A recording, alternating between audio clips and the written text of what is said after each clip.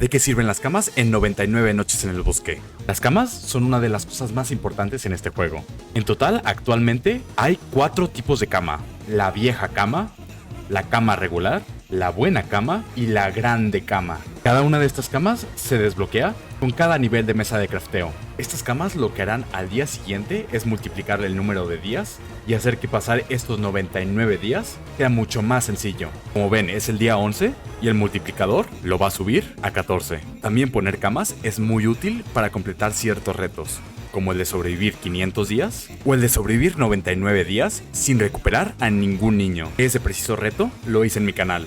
Te dejaré aquí el video.